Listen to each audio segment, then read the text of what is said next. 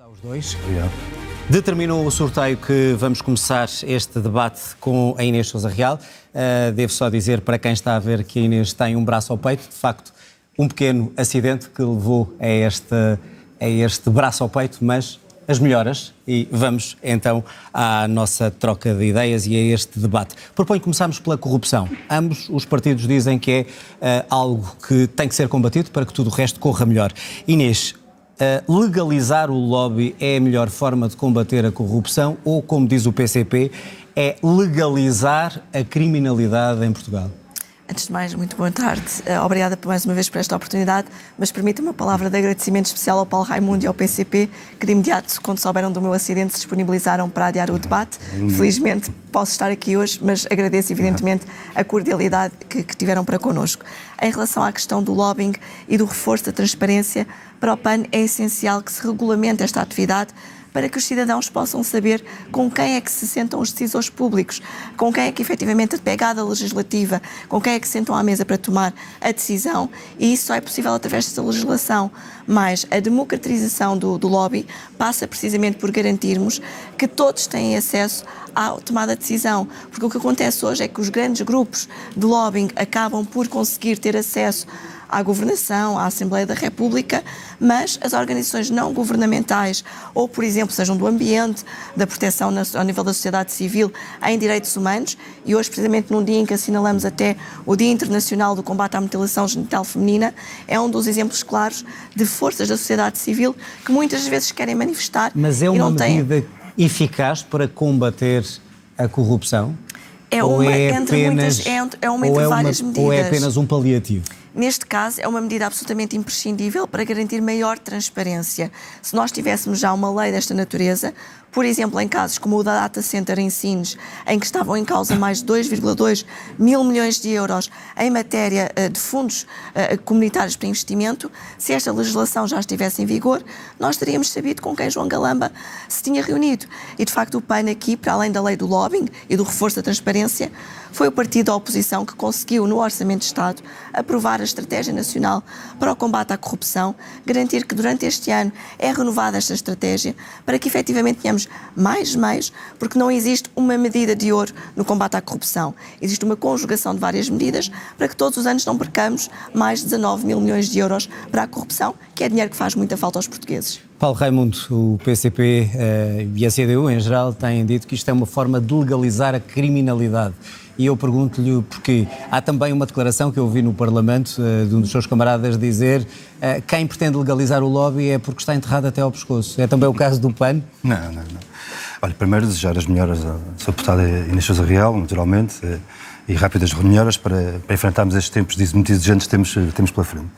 Eu acho que nós não podemos falar da corrupção, ou de medidas de combate à corrupção, sem deixarmos de ter em conta o principal foco e o principal centro da corrupção no nosso país. E o principal foco, aquele que de facto vai mais fundo na dimensão da corrupção, aquele onde se dá toda a negociata, todo o compadrio, tudo aquilo que de facto faz a diferença, um dos grandes focos disso é as privatizações. Com tudo o que isso envolve, com tudo o que isso mexe. Já lá vamos. Quanto ao lobby? Não, mas eu estou a dizer isto porquê? Porque a sua deputada Inês Sousa Real disse uma questão com a qual eu partilho, que é não há uma medida de ouro que resolva toda a dimensão do problema da corrupção, mas nós não podemos desviar, atacar o centro da corrupção. E, na nossa opinião, o centro da corrupção está nas negociatas e nas grandes negociatas onde as privatizações estão profundamente ligadas. Mas acha que o lobbying é uma forma de abrir a porta? Ou é uma forma de ser mais transparente, saber quem influencia quem no poder? Eu vou-lhe responder, não vou responder. Mas nós, por exemplo, este caso, agora veio a nu do negócio da privatização da ANA, com o relatório do Tribunal de Contas a demonstrar, por A mais B, que usou o Estado. Não usou o Estado. Usou o Estado, usou a vida de cada um de nós, usou o património público, mas alguém se habituou com aquele bom negócio para alguns e um muito mau negócio para nós. O lobbying, para não fugir à pergunta. Nós achamos que as medidas... Nós não ganhamos no combate à corrupção se passarmos a legalizar um aspecto que hoje só é ilegal. Essa é que é a questão. O tráfico de influências, todos os... São coisas distintas. Não, são coisas distintas. É verdade, são coisas distintas. Mas uma coisa está ligada à outra, no nosso entender, naturalmente. Ou uma coisa levará à outra. Aliás, podemos dizer que não há grandes exemplos de grande concretização prática dessa regulamentação do lobbying, com efeitos práticos no combate à corrupção. O Parlamento Europeu já regulamentou o lobbying e isso permite-nos saber qual é que é a pegada legislativa. Permite, não evitou nenhum problema de corrupção, nenhum problema de lá está, compadrio. Quer dizer...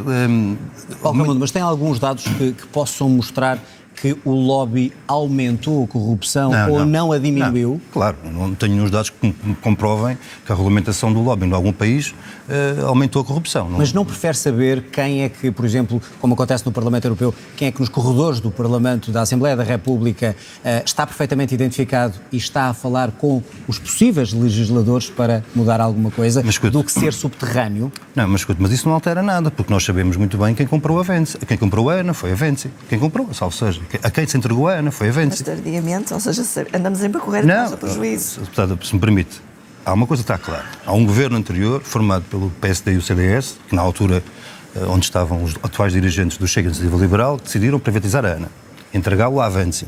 Nós soubemos isso não foi subterrâneo, isso não foi tudo às claras. Foi tudo às claras. Ora, isto é que é preciso enfrentar de forma clara e sem receios. E depois há outro problema da corrupção, que é talvez aquela dimensão daquilo que é supostamente legal, mas que é do ponto de vista moral completamente... Mas só para clarificar uma questão, quando o PCP, e estou a utilizar a expressão porque ela é elucidativa para quem nos está a ver, que diz que estes que estão a tentar legalizar o lobby estão enterrados até ao pescoço, quer dizer o quê? Que os partidos em que o PAN está integrado, que fazem esforços para legalizar o lobby, estão a tentar esconder a corrupção? Olha, eu não sei quem é que fez essa afirmação, eu não fui de certeza absoluta, não tenho a certeza disso, não quer dizer que também não faça... Mas acha que quem quer legalizar, quando isto de outra forma, quem quer legalizar o lobby está a tentar esconder quando fala da privatização? Não, eu acho que há motivações... PSD, PS... Eu não tenho dúvidas que há motivações diferentes para quem quer avançar com esta medida, não tenho nenhuma dúvida sobre isso. Agora... vamos lá ver quem são os grandes beneficiários, os grandes responsáveis, lá está, pelas privatizações e os grandes beneficiários das privatizações. E é claro que não será nem o PCP nem a CDU e não será o PAN, naturalmente. Mas quando o PAN está ao lado dos outros partidos para legalizar algumas destas medidas por uma questão de transparência, está a ser cúmplice? É como lhe digo, as motivações que leva cada partido a apresentar os seus projetos são motivações diferentes. Aliás, há matérias sobre as quais nós temos tido... A motivação é diferente, mas está errada, é isso? Nós achamos que ela não corresponde às necessidades, não é esse o centro da questão. Tem que equilibrar o tempo. Inês Sousa Real, legalizar o lobby ajuda mesmo a interromper este ciclo de corrupção ou é apenas para ver onde é que está a influência de cada legislador? E se tem algum dado que mostre que para, de facto, uma parte da corrupção em Portugal? São fenómenos conexos e não é à toa que o Parlamento Europeu fez avanços nesta regulamentação e que hoje sabemos qual é a pegada legislativa, é que efetivamente se houver mais transparência, eu recordo que o PAN, a par desta proposta que apresentou e que efetivamente está mobilizado não por qualquer tipo de interesse pessoal ou partidário que tenha, mas sim pelo facto de que é importante que os cidadãos saibam quem se senta à mesa com o poder, porque nós não podemos continuar a ter fenómenos de portas giratórias, continuar a ter a influência que existe junto dos decisores políticos e não garantir uma maior transparência. Foi por isso até que lá atrás, no âmbito do Orçamento de Estado, o PAN conseguiu aprovar o portal da transparência para que efetivamente garantíssemos que em todo este processo, não apenas no combate à corrupção, mas na contratação pública, na administração, nós estamos a falar de dinheiros públicos que tantas vezes ouvimos dizer que não existem ou que são escassos. Quando tentamos, por exemplo, apoiar ou subir a nível, por exemplo, dos salários, do ordenado médio ou até do ordenado mínimo, para que Portugal não seja um país de mínimos olímpicos, ouvimos muitas vezes dizer que não há dinheiro para fazer, por exemplo, face Mas quando às faz estas denúncias, quer ao PSD, quer ao PS, de possíveis ligações a essa corrupção, depois não é cúmplice quando vota ao lado deles para legalizar o lobby na Assembleia da República? De forma alguma, porque no entender do PAN, esta matéria é uma matéria de reforço da transparência. Não se trata de legalizar o lobby, até porque é importante perceber uma questão, que é todas as situações marginais à declaração da reunião com o poder público ou político, aí sim é mais fácil até identificar situações que, do ponto de vista jurídico, possam ser situações com natureza criminal, do que não existindo esta obrigatoriedade de registro. Até porque nós não podemos diabolizar aquilo que possa ser o papel da sociedade civil junto do decisor político. Nós temos contributos muito válidos dos sindicatos, das associações e organizações não governamentais, que também são uma forma de lobby, mas uma lobby positivo e não negativo. Bom, portanto, há que saber distinguir as duas coisas. O problema, se me para que permite... possamos Sim, ter do responda a esta ponto de questão para mudarmos para outra O problema, se me permite, é que nós vivemos na sociedade em que vivemos, não vivemos noutra. E a dimensão e a capacidade e o poder do poder económico não tem nada a ver com a dimensão e a capacidade e o poder da sociedade civil. E este é que é o grande problema. Este é que é o grande problema, porque o Sr. Deputado fez bem uma referência às portas giratórias, que é uma coisa com que nos confrontamos todos os dias. A regulamentação do lobby não altera nada esse problema das portas giratórias. Não altera em nada Os períodos de nós, sim, o PAN conseguiu, tem instâncias importantes, como ao Tribunal Constitucional de Contas, colocar essas matérias em cima da mesa. A regulação do lobby não altera nada, aquilo que falava há pouco. Olha, quero mais um exemplo claro da questão grossa que temos aí, aquilo que foi o escândalo da privatização da PT, por exemplo. Portanto, mais Estado seria também uma solução para combater a corrupção? Não, o que nós precisamos é mais Estado e menos privatização. O que nós precisamos, esta que é a grande questão, com que estamos confrontados nos dias de hoje, é que o Estado, de uma vez por todas, que o poder político, de uma vez por todas, se liberte da subjugação que está confrontado do poder económico. Essa que é a grande questão que é preciso resolver. Vamos mudar de assunto porque há outras preocupações também para a sociedade portuguesa. Como sabemos, temos agricultores, não só em Portugal como por toda a Europa, em protesto por variedíssimas razões. Muitos dizem que estão sufocados com a regulamentação excessiva em matéria de proteção ambiental.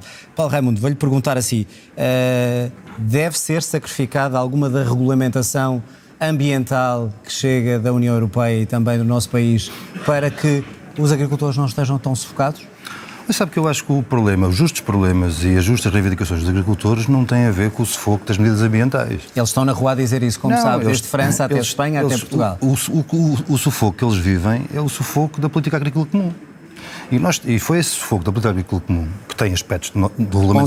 Onde está essa regulamentação ambiental, a famosa do prado para o prato? Mas a questão fundamental não é essa. A questão com que se confrontam todos os dias é o aumento dos fatores dos custos de produção, dos combustíveis, das rações, por aí fora, e aquilo que nós chamamos, isso sim foi da minha boca e, portanto, aquilo que nós chamamos a ditadura da grande distribuição, que em Portugal tem um efeito brutal. Mas em relação à questão ambiental, e podemos ir às outras também. Mas eu vou... Até porque temos aqui duas pessoas que falam sobre isso. Mas nós temos 86% da nossa agricultura é da agricultura familiar. Micro e pequena produção agrícola. Esta que é a realidade.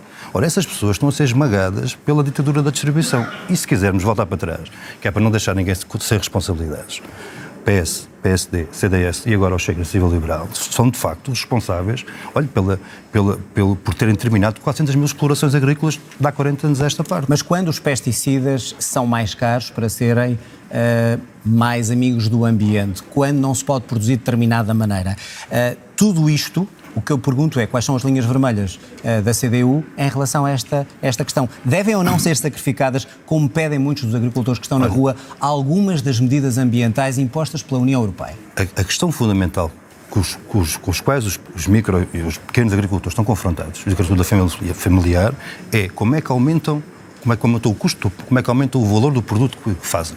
E há uma coisa que nós sabemos de experiência própria, certamente, todos, que é, não há ninguém que goste mais da terra, que ame mais a terra que os agricultores, em particular os pequenos agricultores. E esta é que é a grande questão que é preciso responder. Como é que se aumenta o valor do produto que faz? E não é esmagados pela grande distribuição. Mas ainda não respondeu à questão ambiental. Para mim é importante também, até para falar com ele. Eu percebo e não vou fugir. Gostava só que me respondesse. Mas a questão é esta. Pode haver este ou aquele aspecto que seja necessário alterar. Admito isso. Não conheço com pormenor esses aspectos, portanto pode haver isso. Essa não é a questão fundamental. Mas está ou não o PCP, por exemplo? Então, questões muito práticas. Baixar os impostos dos fertilizantes, já que está a falar em custos. Fertilizantes, pesticidas, etc. Deve-se baixar o imposto aí ou não? O que nós precisávamos era que o Estado assumisse em si um centro de compras desses produtos todos e pudesse ser revendedor aos... Mas não me respondeu se deve baixar os impostos dos pesticidas. Essa não é a questão. A questão é outra. Também é uma questão, se permite. Claro, é o Estado assumir em si mesmo um centro de compras e fazer uma revenda aos pequenos produtores. Essa é que é a grande questão. Inês, a mesma questão, de forma inversa, se os agricultores que estão na rua a reclamar por medidas e regras não tão apertadas em termos ambientais para não terem que viver num drama. Deve ou não isso ser considerado e o PAN, que é um defensor das medidas que defendem o ambiente, até que ponto é que se deve abrandar um bocadinho esse garrote que muitos agricultores dizem que não aguentam? PAN entende que não têm sido as propostas de matéria ambiental que têm prejudicado os agricultores. A lógica da política agrícola comum é que está completamente subvertida e muitas das vezes as imposições, seja ao nível da União Europeia, seja a forma de acesso aos canais de apoio, basta pensar que todos têm que ter, por exemplo, apoio técnico para perceber que os pequenos e médios agricultores não têm o mesmo acesso aos fundos comunitários que têm as grandes empresas que, em particular, promovem a agricultura intensiva e superintensiva. Depois, por outro lado, as políticas cegas muitas vezes do Governo, e basta olhar para o que recentemente aconteceu no Algarve, em que quando se impôs as cotas da água, impôs cotas da água de forma completamente insensível perante aquilo que é a distinção entre um agricultor de produção da laranja, da pera rocha, como métodos até recursos a práticas tradicionais, para os produtores que têm a produção intensiva e superintensiva. E impostos sobre pesticidas e fertilizantes, é ou não, eles pedem, muitos agricultores também, que esses impostos sejam mais reduzidos. Pensa que deve ser feito isso? O que o PAN tem defendido é uma solução, em nosso entender, equilibrada, que é não mexer nesses impostos, mas sim aliviar a aquisição de produtos biológicos e de produtos que possam garantir e apoiar os produtores. Mas se os impostos forem muito práticas, elevados, quem paga é o consumidor final. Nós estamos a falar de uma alternativa. O PAN tem defendido que se apoie a produção biológica. Portugal, em comparação com outros países da União Europeia... Portanto, mais subsídios, mas não retirar os impostos. Mais apoios para a produção biológica, não apenas ao nível dos subsídios, mas, acima de tudo, para a produção biológica, para os serviços de ecossistema. Eu recordo, inclusivamente, que foi precisamente pela mão do PAN que se introduziu, por um lado, a alteração à lei da água, para a gestão do uso da água responsável, mas uma medida que também beneficia os pequenos produtores e os negócios da agricultura, que foi o IVA zero no cabaz essencial e o IVA zero para as leguminosas. Nós precisamos transitar do ponto de vista da produção no nosso país, queremos ter uma agricultura de futuro e de sustentabilidade. Tem que ser uma agricultura de precisão e com o apoio do Estado para esta transição.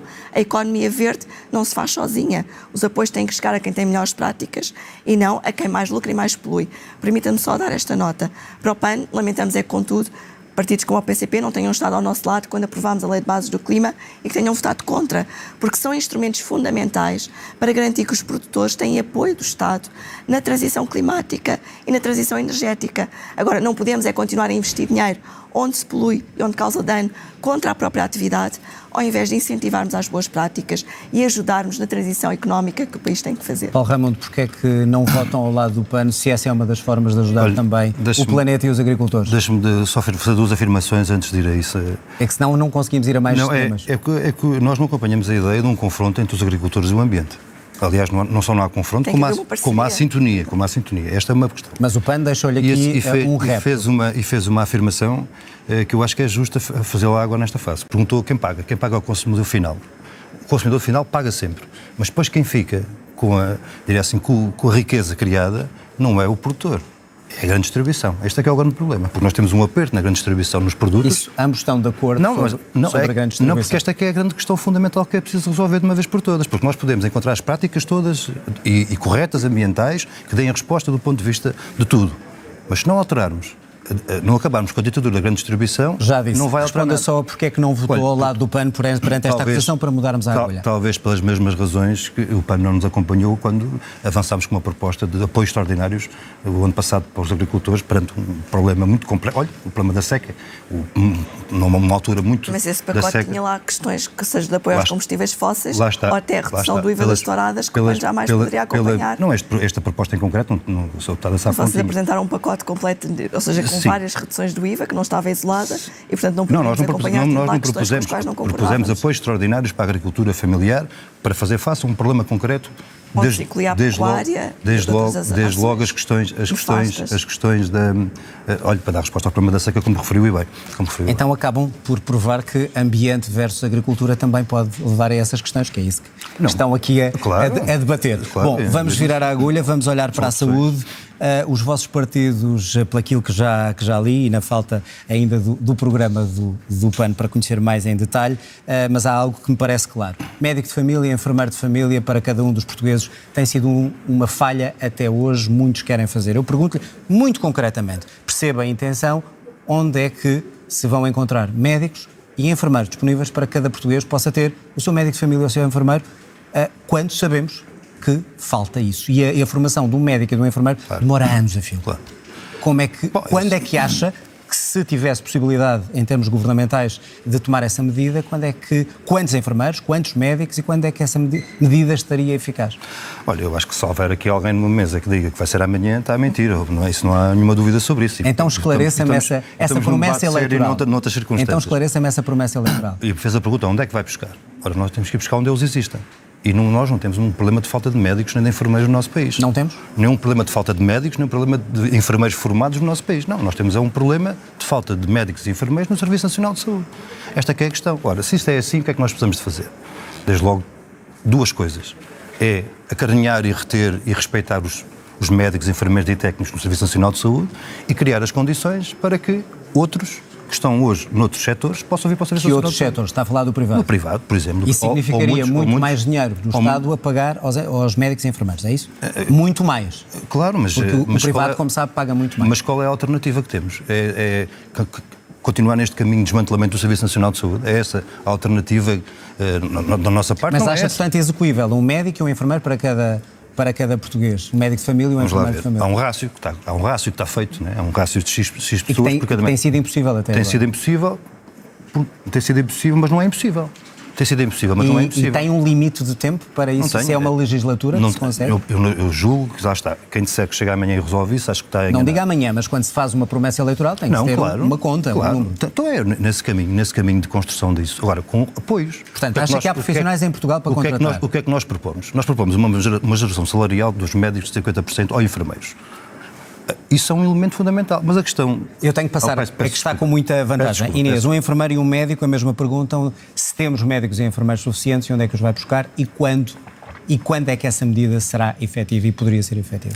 Nós não temos de todo médicos nem enfermeiros suficientes. Aliás, estivemos recentemente no Algarve, no centro hospitalar, e ficou claro esse déficit do ponto de vista quer dos enfermeiros. Só na região do Algarve falam de pelo menos 500 enfermeiros que seriam as necessidades para suprir a ausência destes profissionais, quanto mais na questão também dos médicos. E os médicos de família, eles têm que ser encarados como a base da prevenção da saúde, porque se garantirmos que cada português tem efetivamente um médico de família, e se pensarmos isso pelo menos numa perspectiva de legislatura, vamos conseguir aliviar a pressão que existe hoje em dia nos centros hospitalares, em particular nas urgências. Nós temos que olhar para um todo, na saúde como um todo. Mas se não há, onde é que os vai buscar? Bom, nós neste momento temos um problema que não se esgota na questão da fuga dos médicos, por assim dizer, do público para o privado. Neste momento temos o problema também da imigração, dos jovens que cada vez mais saem do nosso país e que não conseguem encontrar aqui melhores condições de vida, e nesse sentido a questão da exclusividade voluntária, como é evidente, neste caso optativa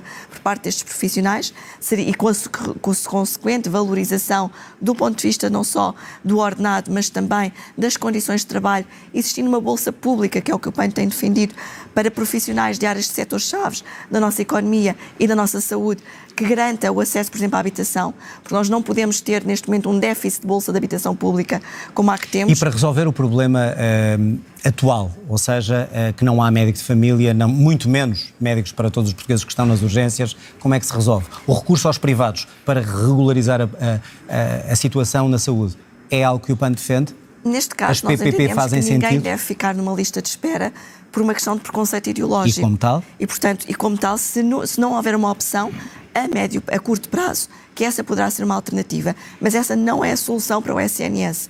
O SNS tem que ser robustecido. Aqui a questão não é do SNS, é para a saúde em Portugal.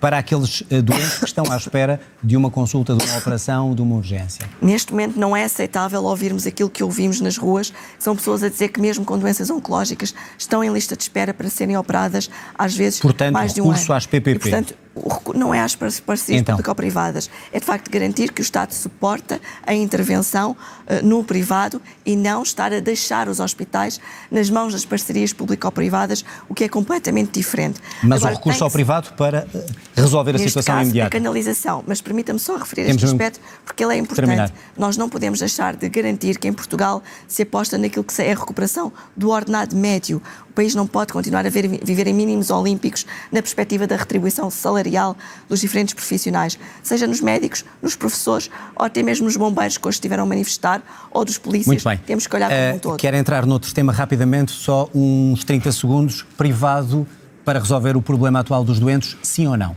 Olha, nós Não temos... estou a dizer as PPP, estou a dizer para resolver estas filas de espera. A realidade que nós temos hoje é metade do Orçamento de Estado do Serviço Nacional de Saúde é transferido para o setor privado. E, portanto, está errado. É mais ainda. Mas se puder resolver o problema de algumas pessoas que estão à espera. Mas isso já acontece hoje. Mas pergunto-lhe, deve continuar ou não para resolver o problema? O que nós precisamos hoje temos uma opção de 8 mil milhões de euros são transferidos dos bolsos de cada um de nós para o setor privado da doença, como nós caracterizamos. Ora, isso não é caminho. E quando continuarmos nisso... E, portanto, recorrer aos privados nem que seja para resolver esta situação, não. Claro, mas não. A única solução de dar resposta a toda a gente de forma igual às questões da saúde é o Serviço Nacional de Saúde. Muito bem. E quem bateu às portas dos privados sabe bem que é assim. Há vários partidos que dizem que deveria ser claro nesta altura o que é que acontece depois das eleições. Inês, pergunto-lhe se for preciso o PS ter o apoio do PAN, do PCP, do Bloco de Esquerda para fazer uma geringonça nova, o PAN estará disposto a afastar a AD do poder para apoiar um governo de esquerda. Já disse que entre a AD e o PS vem ao diabo e a escolha, mas entre o Chega e a AD vem ao diabo e a escolha. Portanto, resta ao PS.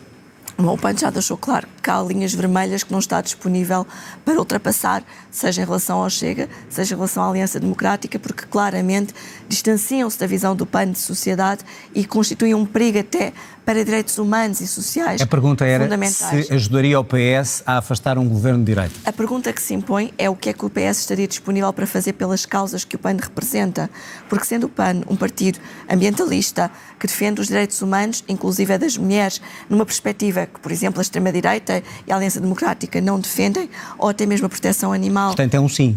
Neste caso não é um sim, terá que ser o PS a dar essa resposta. Um acordo ou pontualmente? Um acordo ou pontualmente? Um acordo de governação ou pontualmente? O PAN já deixou claro que toda e qualquer solução da qual faça parte terá sempre por base um acordo escrito. Fizemos na Madeira, fizemos no Orçamento de Estado. A mesma pergunta para a CDU, seria viável voltar a ver a CDU numa geringonça com o PS, se esse fosse o caminho para afastar a direita do poder? Claro, nós precisamos dar resposta ao nosso país, não é o que é que vai acontecer depois do dia 10 de março. Mas não acha que os eleitores têm o direito a saber?